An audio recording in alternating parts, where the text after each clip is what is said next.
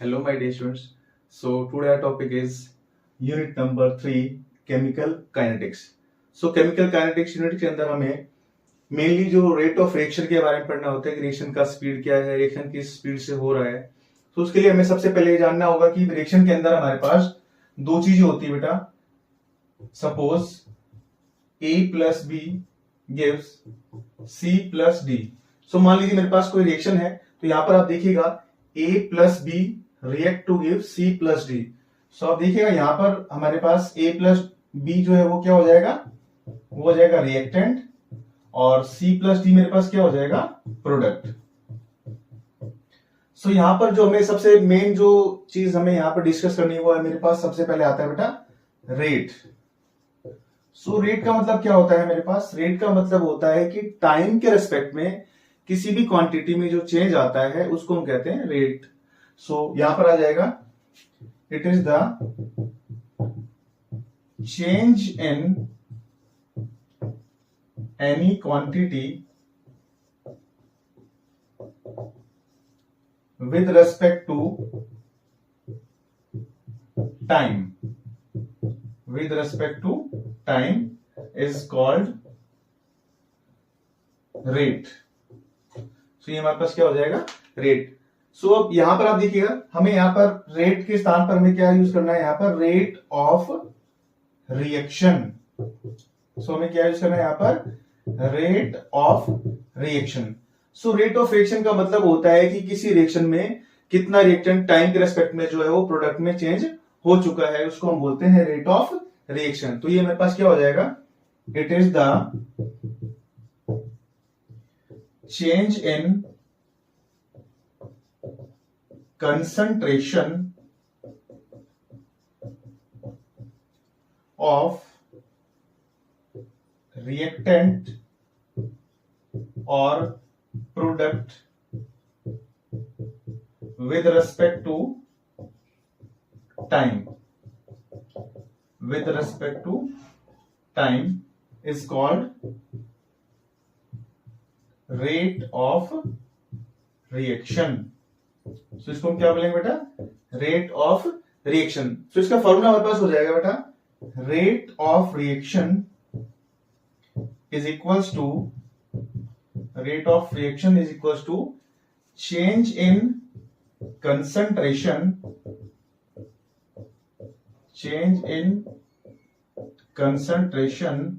upon change in time.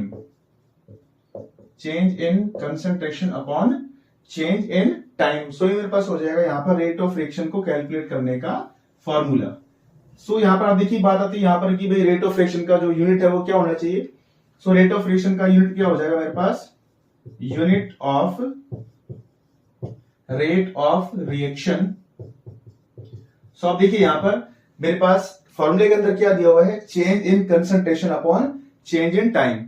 सो आप देखिए यहां पर चेंज इन कंसंट्रेशन का मतलब है कि कंसंट्रेशन चेंज होने के बाद भी क्या रहेगी मेरे पास, कंसंट्रेशन ही रहेगी। और मेनली यहां पर जो कंसंट्रेशन यूज होती है बेटा वो यूज होती है मोल पर लीटर, यानी कि यहां पर मोलैरिटी कंसंट्रेशन यूज होती है। तो मोलैरिटी जो कंसंट्रेशन यहां पर यूज होगी वो देखो सॉल्यूशन, इलेक्ट्रोकेमिस्ट्री और केमिकल काइनेटिक्स तक ये जो हमारे पास जो यूनिट है मोल पर लीटर ये यूज होती है। सो आप देखिएगा चेंज इन कंसंट्रेशन का मतलब यहां पर क्या हो जाएगा, मोल लीटर इनवर्स या फिर मोल पर litre upon change in time.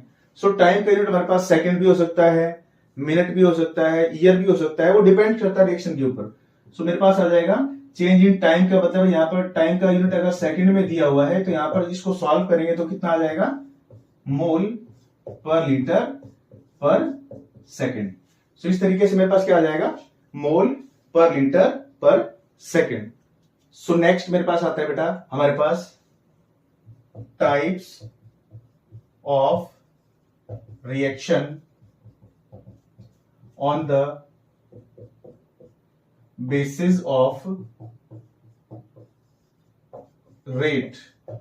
Means यहां पर हमारे पास रेट के बेसिस पर, एक तरीके से रेट को अगर बोला जाए तो स्पीड भी हम इसको बोल सकते हैं। सो रेट के बेसिस पे हमारे पास जो टाइप ऑफ रिएक्शन होता है वो मेरे पास होता है, तीन टाइप का रिएक्शन होता है बेटा। सबसे पहले आता है मेरे पास very fast reaction, very fast reaction. So अब देखिएगा, वेरी फास्ट रिएक्शन का मतलब होता है यहां पर ऐसी रिएक्शन जिसको कंप्लीट होने में फ्रैक्शंस ऑफ टाइम लगे, यानी कि बहुत जल्दी जो रिएक्शन कंप्लीट हो जाए उसको हम कहते हैं वेरी फास्ट रिएक्शन, यानी कि reaction which complete in fractions of time for completion is called very fast reaction. उसको हम क्या बोलेंगे बेटा? Very fast reaction. सो इसका एग्जांपल देखिए, हमारे पास कोई आयनिक इक्वेशन में लेता हूं, जैसे कि मेरे पास NaCl प्लस AgNO3, अगर हम इसको आपस में मिक्स करते हैं तो मेरे पास क्या होता है, Ag के साथ जो Cl है वो कनेक्ट हो जाएगा, तो ये बनेगा मेरे पास AgCl का प्रेसिपिटेट फॉर्म होता है, रेडिली फॉर्म होता है ये प्रेसिपिटेट, और Na के साथ क्या कनेक्ट हो जाएगा यहाँ पर NO3। सो आप देखिए यहां पर जो ये रिएक्शन है ये काफी तेज होता है, NaCl AgNO3 के साथ कंबाइन होकर AgCl प्लस NaNO3 बनाता है, ये रिएक्शन काफी फास्ट होता है हमारे पास। सो सेकंड टाइप का मेरे पास जो रिएक्शन आता है वो आता है बेटा very slow reaction. Second type is very slow reaction. अब वेरी स्लो रिएक्शन में मेरे पास क्या होगा कि ऐसी रिएक्शन जो कंप्लीट होने में काफी ज्यादा टाइम लगाती है, नहीं very much time for completion, उसको हम क्या बोलेंगे? Very slow reaction. तो आप देखिएगा यहां पर, यानी the reaction which takes very much time for completion is called very slow reaction। So example के लिए आप देखिएगा यहां पर, सो वेरी स्लो रिएक्शन का जो एग्जांपल हो जाएगा मेरे पास वो काफी कॉमन एग्जांपल है जो कि आप सबको पता है, rusting of iron. So rusting of iron जो है काफी स्लो प्रोसेस होता है जिसमें रस्ट फॉर्म होता है। रस्ट का फॉर्मूला क्या हो जाएगा मेरे पास? Fe2O3.X So this is the formula for rust.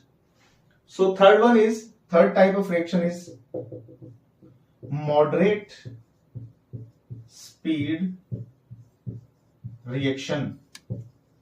Moderate speed reaction. So हमारे पास देखिए ये जो मॉडरेट स्पीड रिएक्शन या मीडियम स्पीड रिएक्शन इसको हम कह सकते हैं, ये ऐसी रिएक्शन होती है मेरे पास, ना तो इसको कंप्लीट होने में बहुत जल्दी हो जाती है रिएक्शन, ना ही ये हमारे पास क्या होती है बहुत टाइम के बाद हो रही है।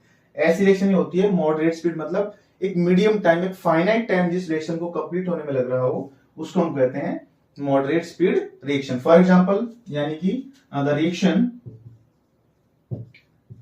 Reaction which complete in finite time for completion is called moderate speed reaction। So इसके एग्जांपल हम देखिएगा, हैबर प्रोसेस में जैसे कि हमारे पास क्या होता है N2 plus H2 react to give NH3। So इसको अगर हम बैलेंस करेंगे तो हमारे पास क्या हो जाएगा, दो नाइट्रोजन है, यहाँ पर इसको 2 से मल्टीप्लाई करेंगे और हाइड्रोजन आप देखिएगा 2 3 6 हाइड्रोजन है, तो यहाँ पर कितना आ जाएगा 3 2 6।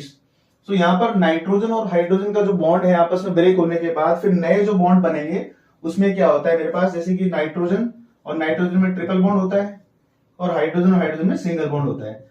सो पहले ही बॉन्ड हमारे पास ब्रेक होगा, हाइड्रोजन और हाइड्रोजन का भी और नाइट्रोजन और नाइट्रोजन का भी, उसके बाद फिर नया बॉन्ड फॉर्म होगा जिससे कि हमारा NH3 फॉर्म होता है। तो इस प्रोसेस को हम बोलते हैं हैपर प्रोसेस, जो कि एक कमर्शियल मेथड है मेरे पास फॉर्म करने के लिए अमोनिया गैस, जिसमें कि नाइट्रोजन और हाइड्रोजन गैस कंबाइन होकर क्या फॉर्म करती है, NH3 फॉर्म करती है, जो कि एक स्लो प्रोसेस होता है जिसके लिए हम क्या यूज कर सकते हैं, यहाँ पर iron solid as a catalyst use करते हैं और मोलिब्डेनम एज कैटालिटिक प्रमोटर का यूज करते हैं। तो इस तरीके से हम जो है type of reactions on the basis of rate हम इसको सॉल्व कर सकते हैं। तो आज के लिए इस वीडियो में इतना ही।